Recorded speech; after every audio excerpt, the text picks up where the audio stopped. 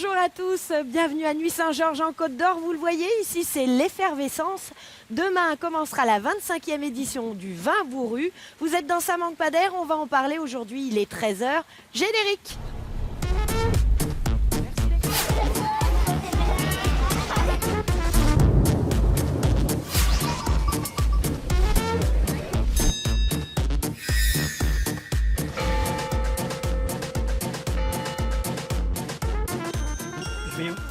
Mal vous entendre. Alors évidemment, on ne présente plus Nuits-Saint-Georges et ses environs.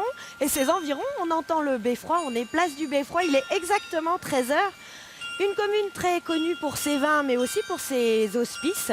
C'est une commune de 15 000 personnes à peu près, qui sont partagées entre la côte, où évidemment on produit le vin, et la plaine céréalière qui s'étend jusqu'à la forêt de Cîteaux.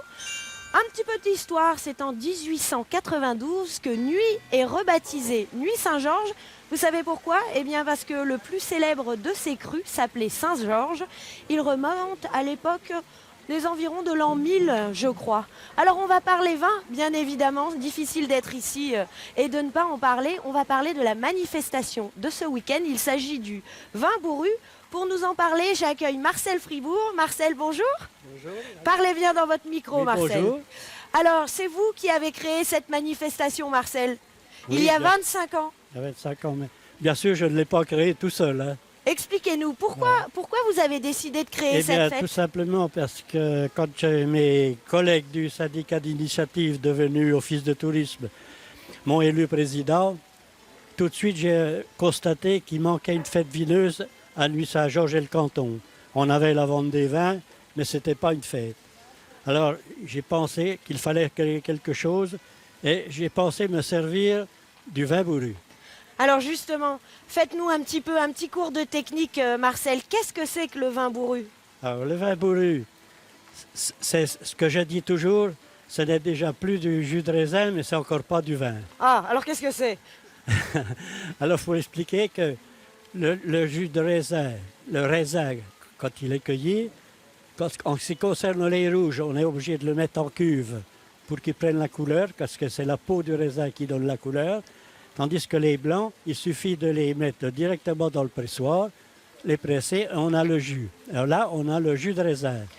Alors du coup, le vin bourru, c'est toujours à cette époque. C'est quand il a commencé à fermenter. Ben, c'est tout de suite après la vendange, quoi, forcément. Alors, pour les vins blancs, j'en reviens. Les vins blancs sont pressés, on a le jus de raisin, et ensuite, on les remet en cuve pour qu'ils puissent fermenter, c'est-à-dire que le sucre se transforme en alcool. Mais il y a une position entre le jus de raisin et qu'il soit fini de fermenter, où il est devenu vin. Il y a une période où il est encore sucré, il y a un petit peu d'alcool, et il est très agréable à boire parce qu'avec la fermentation, sur les deux, on a un goût pétillant. Il est tellement agréable qu'à l'époque, on le vendait dans les bistrots. Oui, il est tellement agréable qu'en effet, il se vendait dans les bistrots. Et ça s'est arrêté parce que forcément, il est devenu qu'il fallait faire attention à l'alcool, quoi. On en abusait un petit peu. Ben voilà, c'était tellement agréable à boire qu'on en buvait beaucoup. Dis-tout, Marcel, sur un week-end comme celui qui se prépare, combien de pièces on va passer? 3 pièces, je crois. Alors, un petit peu de mathématiques. En Bourgogne, une pièce, c'est combien de litres de vin? 228 litres.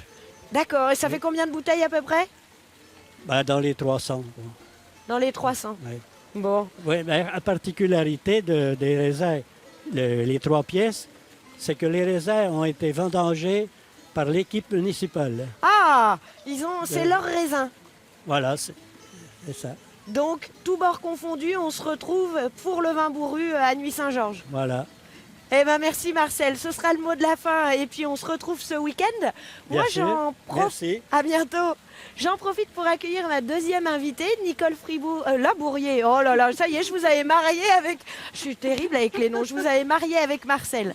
Bonjour. Nicole, bonjour. Vous représentez l'invité d'honneur, la confrérie des gourmets de Marsanais. Vous êtes invité cette année car vous aussi, c'est votre 25e anniversaire. C'est exact. Notre confrérie fête ses 25 ans. La grande fête officielle, ce sera le 15 octobre au château de Marsanais, donc dans quelques jours. Et notre confrérie est née donc en 1986, puisque vous le faisiez compter tout à l'heure, Monsieur Fribourg, on va faire pareil. Mais elle a trouvé ses bases sur une manifestation qui s'appelle les Journées gourmandes à Marsanne-et-la-Côte. Voilà. Alors quel est le principe de cette confrérie des gourmets Je dirais que déjà, quel est le but ou les objectifs de cette confrérie? C'est de promouvoir les vins de Bourgogne, la gastronomie déjà, les vins de Bourgogne, plus spécialement les vins de la Côte de Nuit et plus précisément les produits de Marsanne-et-la-Côte. Ceux-là, là, ceux qui sont devant nous. Les trois couleurs. Je vous parlais gastronomie, vin et aussi de défendre le patrimoine culturel de notre ville de Marsanne-et-la-Côte. Eh bien, la trilogie, nous la retrouvons dans le rosé, le blanc et le rouge. Et oui, vous avez un rosé, vous, bande de vénards. Ah oui, hein. Et avec le rosé, vous savez que la confrérie a créé un produit qui s'appelle la murée. D'accord. Le rosé de Marsanne, je précise bien, plus la crème de mûre donne notre apéritif, la murée de Marsanne. D'accord, donc c'est à goûter. Ah, c'est à goûter, absolument. Hein. D'accord. Je sens que vous avez envie de goûter, Oui, mais alors après on n'a pas le l'émission droit. peut-être. Après l'émission, à la télévision, on évite. Alors, Devant, nous c'est du avons jambon amené- persillé. Ah non, le persillé de Marsanne, attention, ce n'est Attention. pas la même chose. Et qu'est-ce qu'il a de différent? Celui-ci est fait avec l'épaule et il est préparé avec du rosé de Marsanne. C'est une spécialité. Oui, ah oui, écoutez. Celui-là, j'ai le droit de le oui, goûter oui, maintenant. oui. Dépêchez-vous avant qu'il chauffe. Ouais, avant qu'il chauffe. Alors, ce persillé est fabriqué, je dirais, par la maison Renard à Marsanne, qui sera d'ailleurs présent les 2 jours qui viennent avec nous à la maison de Nuit Saint-Georges, puisque nous sommes aussi invités à la maison de Nuit Saint-Georges. Et la confrérie viendra avec son office de tourisme de Marsanne, Bien un sûr. vigneron de Marsanne, Et tout le monde. un chocolatier qui a créé un chocolat spécialement fait à base de rosé qui s'appelle la Creutine. Alors je devrais dire la Creutine.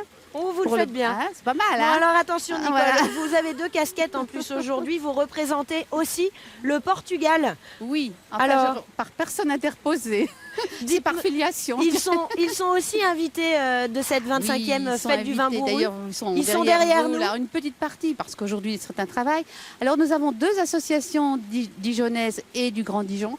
Alors, j'ai ici l'association pour l'amitié franco-portugaise et l'association ULF de Dijon, que tout le monde connaît bien. L'une est représentée par Monsieur Rigaud, ici présent, et l'autre par Madame Novaes. Et ils nous ont amené leur savoir-faire et leurs produits également. Aussi bien, il y aura des dégustations, il y aura du Porto, Et il y aura de la musique et de la folklorique. musique avec leur groupe qui se compose normalement de quand même 40 personnes, musiciens, danseurs et chanteurs. Qui font On les l'animation. retrouvera tout à l'heure en fin d'émission. Tout à fait. Je vous propose, Nicole, qu'on les retrouve tout à l'heure en pleine action autour du pressoir.